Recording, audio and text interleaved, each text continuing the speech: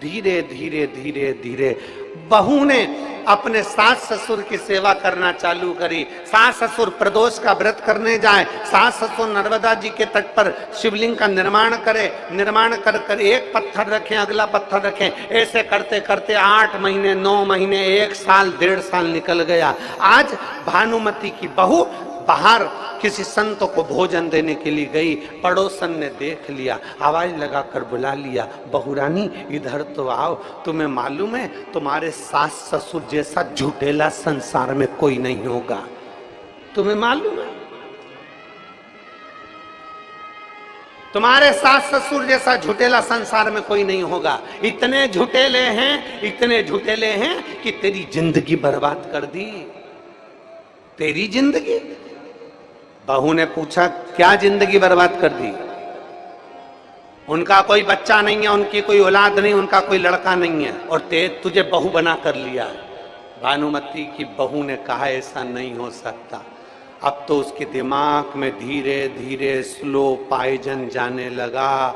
उसको लगने लगा कि हो सकता है दिख नहीं रहे, 1 साल हो गया, 1.5 साल हो गया। अब तो बहू ने सास का सेवा करना बंद कर दी। ना चाय बनाए, ना दूध बनाए, ना भोजन बनाए, ना सेवा करे, ना चाकरी करे, कुछ ना करे। अब तो अपमान करे सास ससुर का। इतने में ससुर नारायण ने अपनी पत्नी से कहा चिंता मत कर, तू बाबा पर सब छोड़ दे, सब अच्छा करेगा, क्यों चिंता करती है। एक दिन पड़ोसन ने बहू को फिर बुला कर कह दिया, अरे तेरे सेठ के पास में, ससुर के पास में बहुत सारा माल है, चाबी ले ले उससे। बहू ने जिद कर कर चाबी मांग ली। सास चाबी नहीं दे रही थी। नारायण ने अपनी पत्नी से कहा बिमला चाबी दे इसको। बिमला ने चाबी दे दी। अब तो बहू पूछती नहीं। प्रदोष का दिन आ गया, नर्मदा जी के घाट पर चल दिए बूढ़े पति पत्नी दोनों। एक कमरा ऐसा था जो नारायण ने मना कर दिया था, इस कमरे को मत खोलना, इसकी चाबी बस केवल हम खोलते हैं और प्रदोष की प्रदोष खोलते हैं, इसको मत खोलना। पर बहू तो जिद्दी थी, जिद्दी। जैसे ही सास ससुर निकलने चालू हुए, प्रदोष के लिए सास ससुर निकलना चालू हुए, और आज सास ससुर भूल गए कि नर्मदा जी के तट से में जो कंकर लेकर जाता था, जो रखता था, अगला कंकर लाता था। आज वो कंकर को छोड़कर चले गए, भूल गए, सुध नहीं रही, क्योंकि बहू इतना टेंशन दे रही थी कि वो सुध में भूल कर दोनों चल दिए, दोनों नर्मदा जी के घाट पहुंच गए। बहू ने आज वो ताला खोल लिया। खोला तो बहू ने क्या देखा कि एक लड़का युवान, बड़ा सुंदर, और भगवान शंकर का अभिषेक कर रहा है।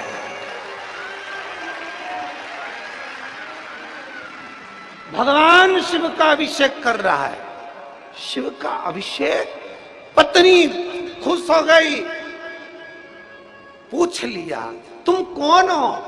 कहा मैं सेठ जी का बेटा, काशी रहता था और आज ही आया हूं। तो माता पिता मुझे बंद कर कर चले गए थे कि तू सेवा करना, हम प्रदोष कर कर आते हैं। सेवा। पत्नी की आंख से आंसू बहने लगा, मैंने अपने सास ससुर की बात नहीं मानी। पड़ोसन कहती थी कि उनकी तो औलाद नहीं है, फिर ये औलाद कैसे हो? शाम के समय सास ससुर आए, बहू ने भोजन तैयार रखा, भोजन दिया, भोजन तैयार रखा, भोजन जब प्रदान किया, प्रदान करा तो आज सास खुश थी। बेटा आज तेरे चेहरे पर बड़ी रौनक है, बेटा आज तू बहुत सेवा कर रही है, क्या हो गया?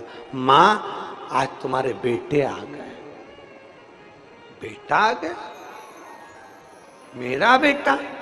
हाँ मां, आज तुम्हारा बेटा आ गया। बेटा?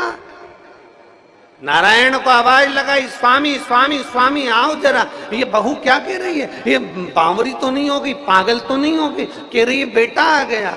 कहाँ है बेटा? जब जैसे ही दरवाजा खोला, खोलते से क्या देखा कि उसमें एक बेटा बैठा था। माँ बिमला ने अंदर जाकर उस बालक से पूछा, बेटा तुम कौन हो?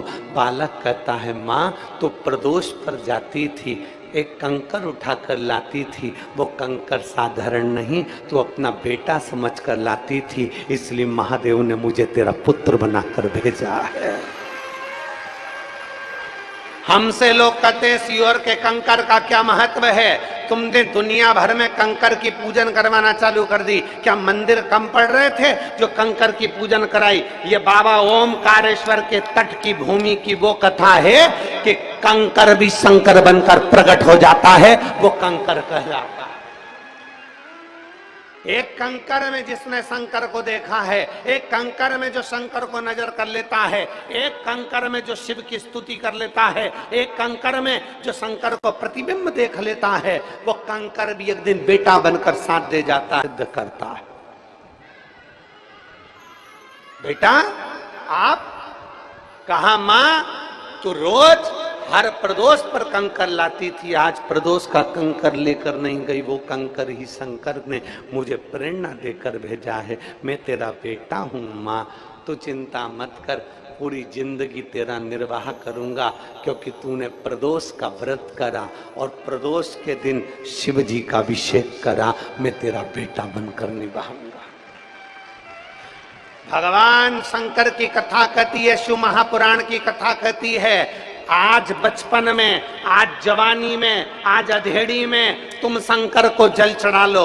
आज तुम्हारे हाथ पैर चल रहे हैं, तुम शंकर के मंदिर चले जाओ। आज तुम्हारे हाथ पैर चल रहे हैं, तुम ओमकारेश्वर की पवित्र भूमि पर कथा सुन लो। आज तुम्हारे हाथ पैर चल रहे हैं, तुम मंदिर में, कथा में, देवालय में, शिवालय में जाओ, जल चढ़ाओ शंकर भगवान को। जिस दिन तुम्हारे हाथ पैर चलना बंद हो जाएंगे, उस दिन तुम्हें मंदिर जाने की जरूरत नहीं पड़ेगी, मेरा महादेव मंदिर छोड़कर तेरे दरवाजे पर आएगा।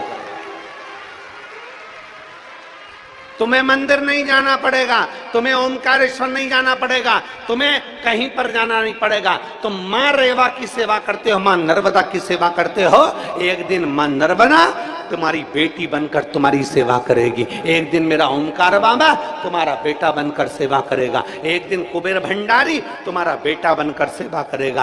तुम मंदिर तक जाते रहो, जब तक शरीर में श्वास है, जब तक ये शरीर चल रहा है, तब तक शंकर के मंदिर में जल चढ़ाना बंद मत करना, तो तुम्हारे दुख की घड़ी में मेरा महादेव तुम्हारा पुत्र बनकर तुम्हारे सामने खड़ा हो। वो कंकर शंकर है। नर्मदा के तट पर ओमकारेश्वर की भूमि पर रहने वाले तो इस कथा को जानते थे, पर जो इस कथा को नहीं जानते थे, ये कथा उनके लिए है, ये कथा उन जनमानस के लिए है।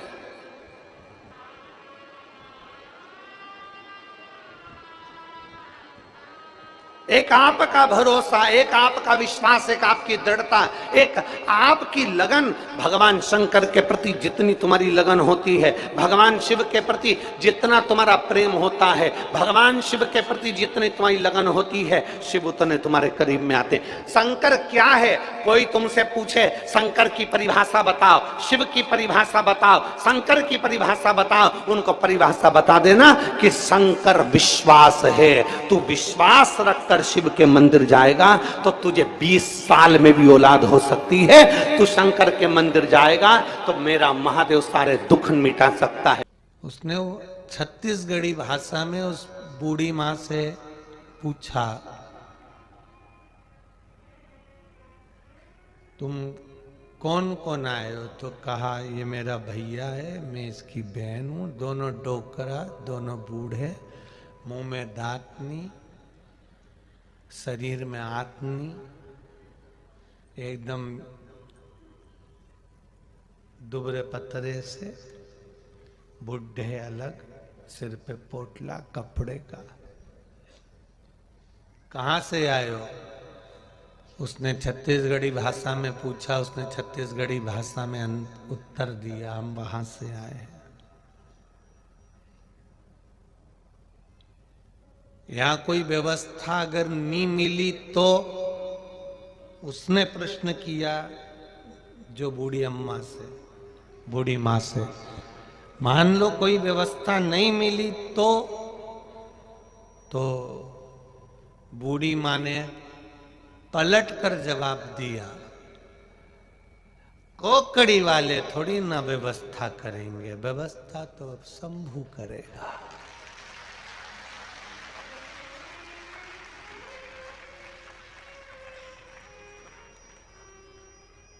जहां कथा होती है, अभी इस कथा के बाद में परभणी में कथा है 13 तारीख से 17 तारीख तक 5 दिन की।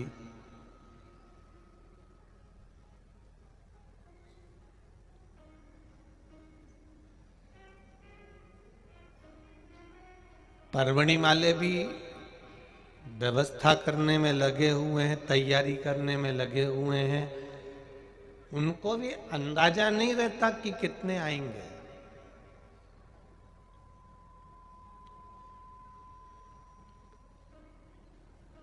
हमने ये जानते हैं केसरवानी जी के साथ के जो मित्र लोग हैं और जायसवाल जी के जो साथी लोग हैं, कल हमने यहाँ के हलवाई को, वो यादव जी हैं, भोजन बना रहे हैं, हमने उनको कल कक्ष में बुलवाया था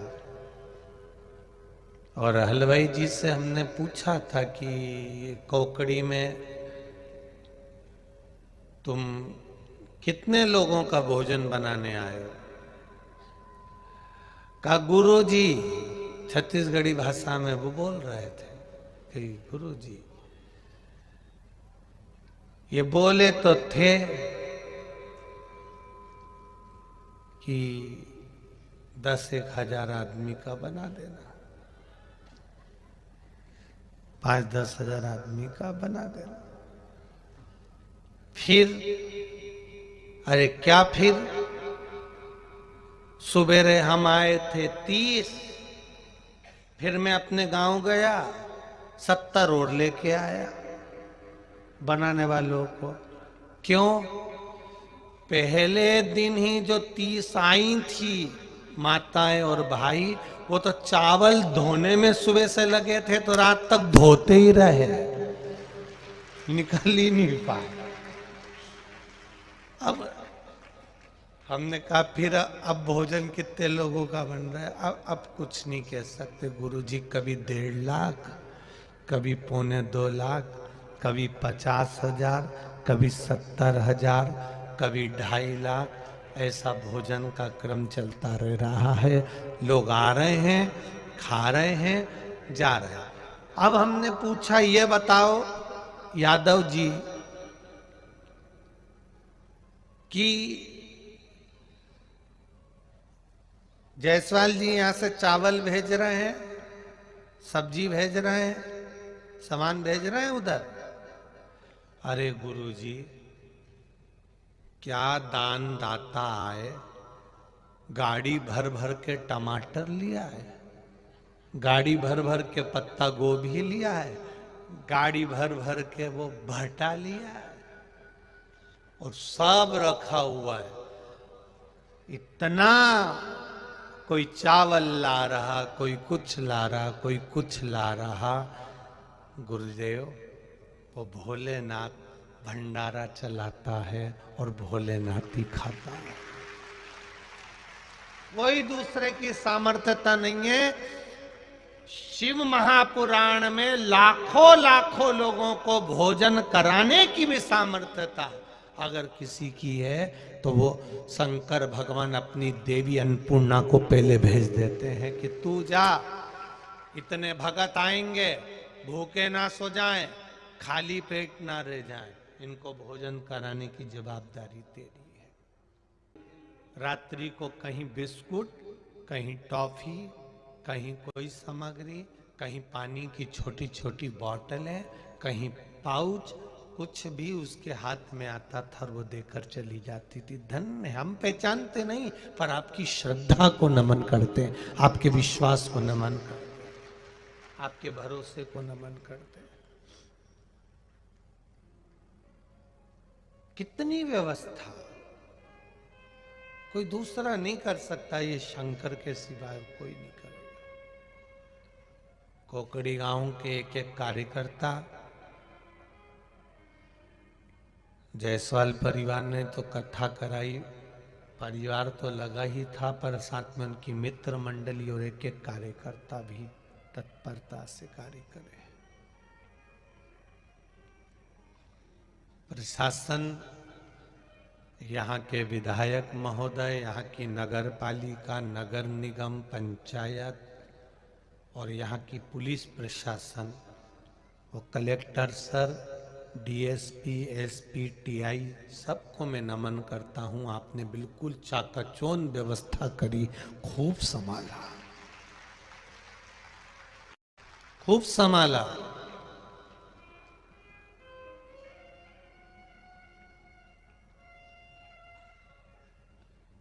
भक्ति का बल भजन से, और भजन जब तक जिंदगी में नहीं आएगा तब तक सुख का अनुभव नहीं हो सकता। एक सुंदर कथा आती है आशुतोष भगवान की। एक प्राचीन समय में एक रत्नभद्र नाम के एक धर्मात्मा यक्ष हुए, जिनका नाम था रत्नभद्र।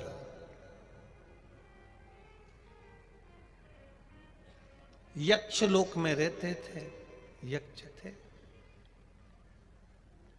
अब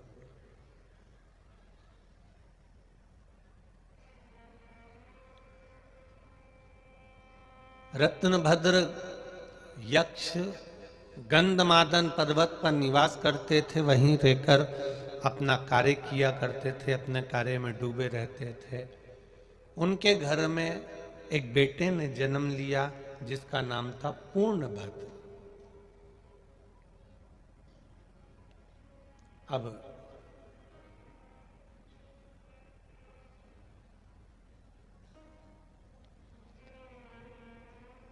पूर्णभद्र बड़े हो गए, उनका विवाह हो गया।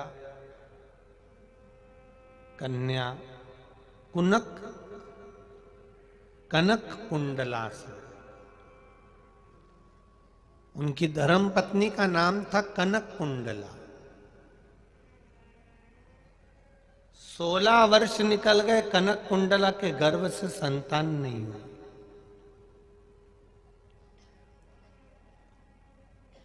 जिस नारी के गर्भ से संतान नहीं होती उसको बड़ा दुख होता है कि मुझे संतान क्यों नहीं है।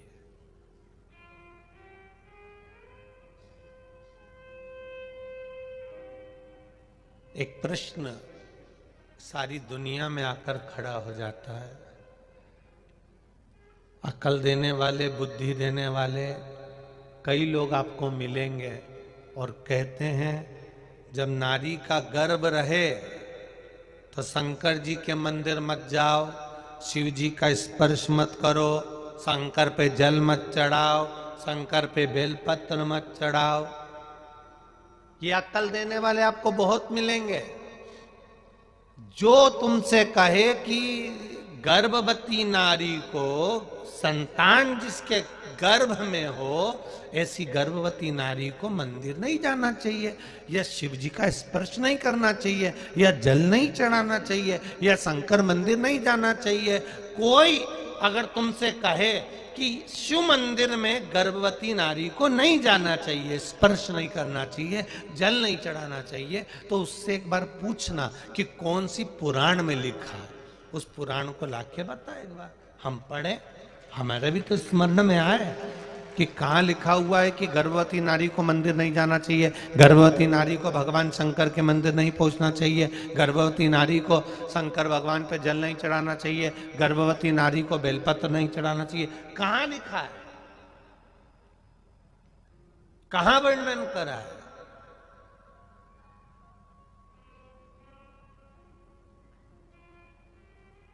कितना सुंदर कहा है, गर्भ में संतान हो तो भजन करो, गर्भ में संतान हो तो रामायण, गीता, हमारे वेद, हमारे शास्त्र, हमारे पुराणों को पढ़ो। इतना भी नहीं कर सकते तो रोज प्रतिदिन भगवान के मंदिर में जाकर एक लोटा जल चढ़ाओ, भगवान का दर्शन करो, उनका पूजन करो, उनका स्मरण करो। क्यों कहते हैं, किस लिए कहते हैं?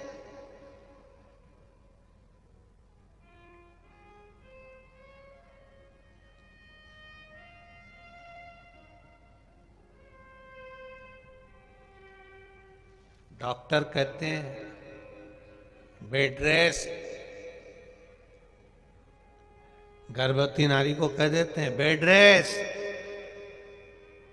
ज्यादा चलना फिरना नहीं। और घर की बुजुर्ग माता क्या कहती है, थोड़ा चला फिरा करो। पहले की बुजुर्ग माताएं कहती हैं थोड़ा चला फिरा करो, और आज के डॉक्टर क्या कहते हैं, बेड रेस्ट, पलंग पे पड़ी रहो, दिन भर डोरेमोहन देखती रहो। तो औलाद भी ऐसी पैदा हुई डोरेमोहन जैसी।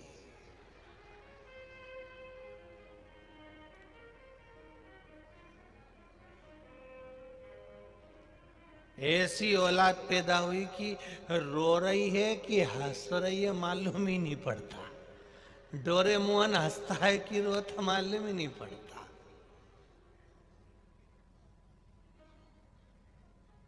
अब किसी ने पूछा कि तुमने ये संतान तुम्हारी ऐसी हो गई, तो कहा वो डॉक्टर बोला था बेड रेस्ट का।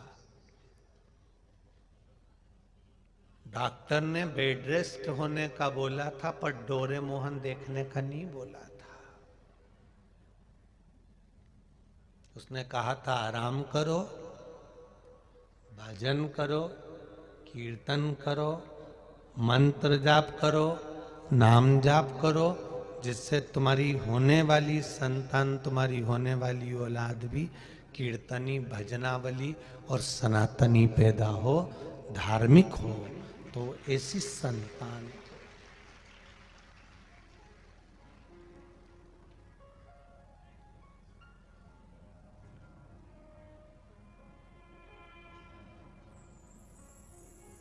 भजन का बल बढ़ाइए, भजन का बल। जाना, कौन कहता है कि शिव मंदिर नहीं जाना चाहिए गर्भवती को? जाओ, दर्शन करो। स्कंद पुराण कहती है गर्भवती नारी को भगवत भजन करना चाहिए, नाम जाप करना चाहिए, कीर्तन करना चाहिए, वेद पुराण शास्त्र पढ़ना चाहिए। हमारे भारत भूमि पर जन्मे हुए वीर वीर योद्धाओं का चरित्र पढ़ना चाहिए। महाराणा प्रताप, छत्रपति वीर शिवाजी, संत नामदेव, तुकाराम, रामकृष्ण परमहंस, चैतन्य महाप्रभु जी, मीराबाई, श्रीमद वल्लभाचार्य, गुरु नानक देव जी, श्री महावीर स्वामी जी, गौतम बुद्ध जी, इनके पावन चरित्रों को पढ़ना चाहिए।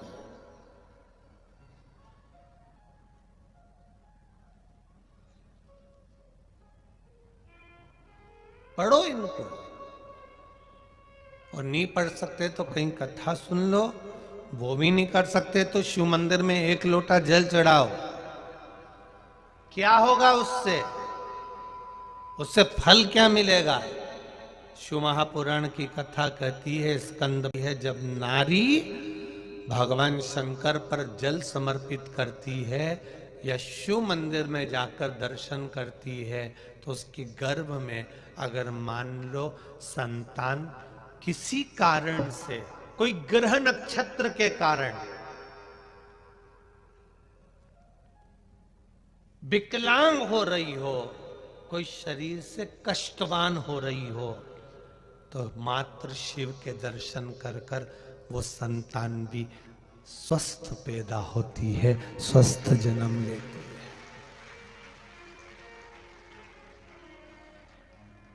पर हमको लोगों ने उल्टा घुमा दिया, उल्टा। कहने वालों ने कह दिया कि नहीं नहीं, मंदिर मत जाना, शिव मंदिर में मत जाओ, जल मत चढ़ाओ, पूजन मत करो। ये हमें उल्टा घुमाया गया है, उल्टा। पर शिव महापुराण की कथा कहती है, दुख की घड़ी हो, तकलीफ का समय है, तब किसी संत ने कहा बार बार रस्सी लाने की जरूरत ही नहीं पड़ेगी, एक रस्सी पहले की है, दूसरी रस्सी उसमें जोड़ लेता तो वही रस्सी नीचे तक चली जाती और पानी लेकर आ जाती। बदलने से कुछ नहीं होगा। आप जिंदगी भर गुरुओं को बदलते रहो, पूरी जिंदगी कभी इधर चले गए, हमें सुख मिल गया, फिर पलट के उधर चले गए, उधर सुख मिल गया, फिर पलट कर उधर चले गए। ऐसे जिंदगी निकलने वाली नहीं। एक जगह पर दड़ी बने रहो, एक जगह पर निश्चित बने रहो। रस्सियां आती रहेंगी, जुड़ती रहेंगी, जाती रहेगी, जाएगी, पानी निकाल कर लाएगी। कितनी भी रस्सियां बदल लो, उससे पानी नहीं आने वाला। पानी एक ही रस्सी नीचे तक चली जाए, उसमें जोड़ते जाओ, अपने विश्वास को, अपनी दृढ़ता को प्रबल करते चले जाओ। विश्वास प्रबल करिए, दृढ़ करिए।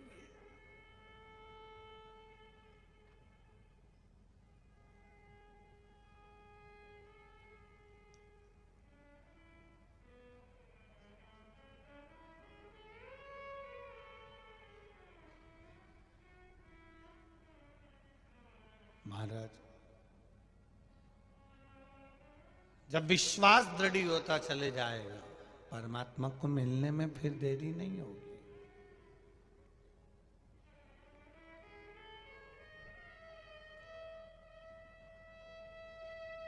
अभी तक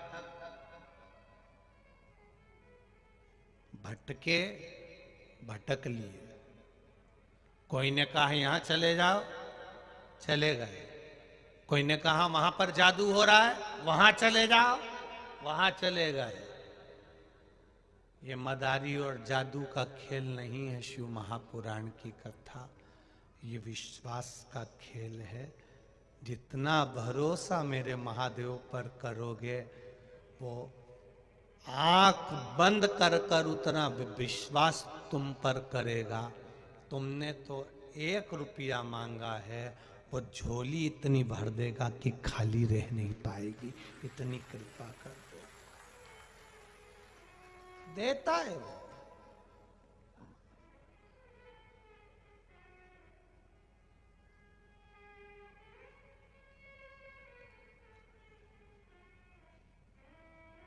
देवता देते हैं पल्ला झाड़ के, और महादेव देता है छप्पर।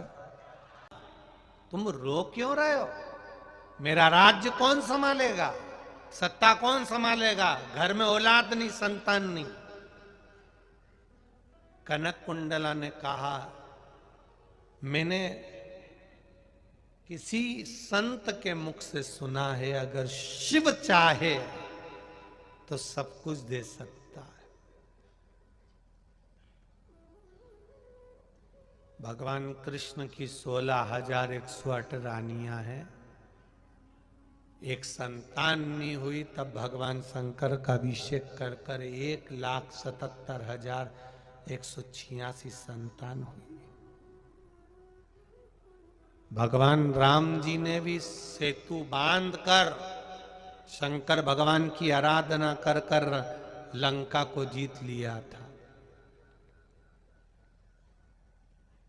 आप विश्वास रखिए, अगर शिव कृपा कर दे, शंकर भगवान अगर करुणा कर दे, तो संतान हो सकती है।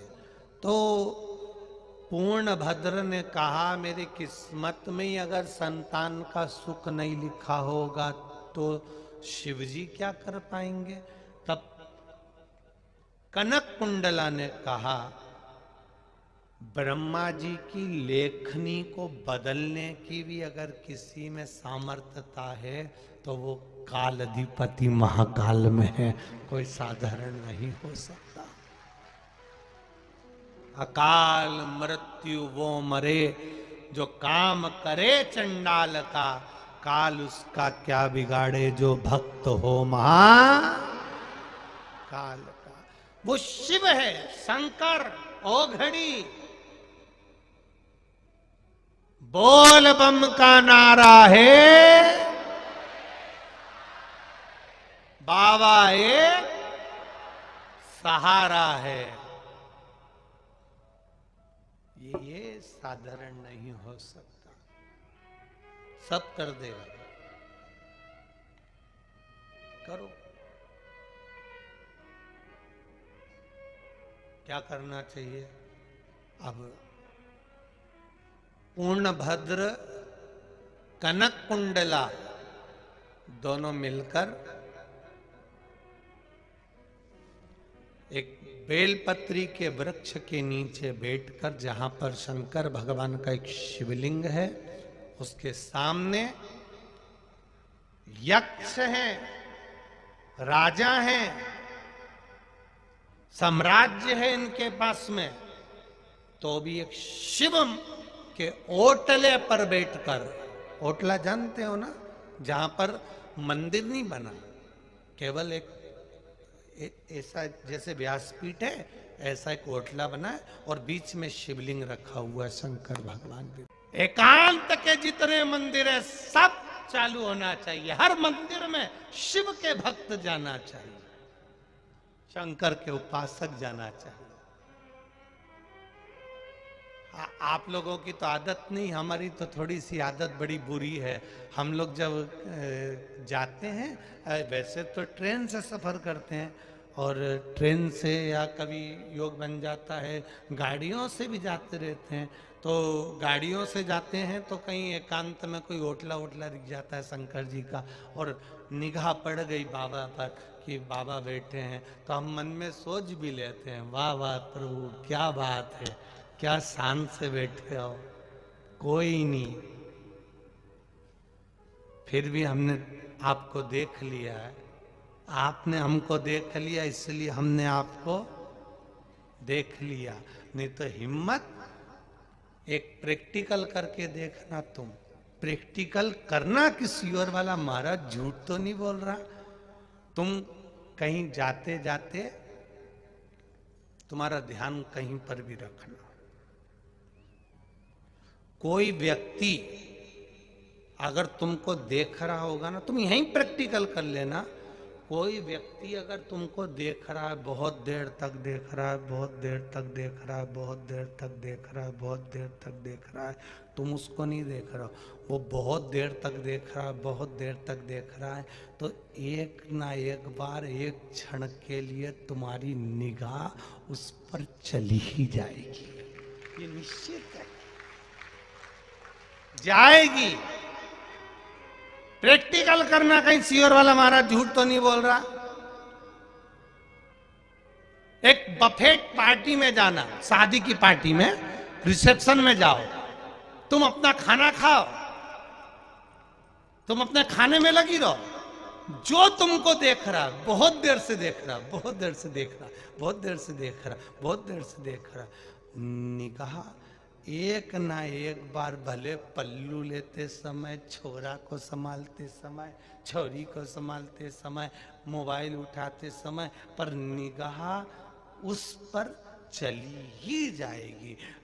ऐसा ही होता है जब हम सफर से जा रहे होते हैं, कहीं किसी मंदिर में, किसी ओटले पर हमारी दृष्टि चली जाए, तो समझ लेना वहाँ बैठा हुआ महादेव तुम पर दृष्टि बहुत देर से लगाकर बैठा था, इसलिए तुम्हारी दृष्टि वहाँ चली। तुमने मंदिर का दर्शन नहीं करा है, तुमने मंदिर को प्रणाम नहीं करा है, तुमने मंदिर को नहीं देखा है, उस मंदिर में बैठने वाले ने तुमको देख लिया। उस कनक कुंडला और पूर्णभद्र दोनों चले गए और दोनों ने भगवान की भक्ति करना प्रारंभ करा।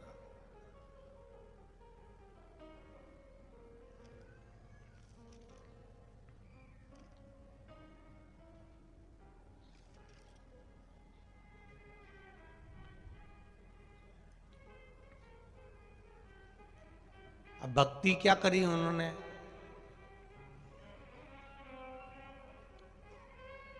ना तो जल चढ़ाया,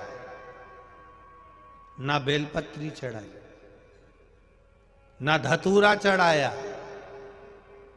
ना पंचामृत चढ़ाया, फिर क्या चढ़ाया? कुछ भी नहीं, कुछ भी नहीं। सामने शिवलिंग है, इधर पति इधर पत्नी दोनों बैठे हैं और दोनों मिलकर भगवान शंकर का भजन गा रहे हैं।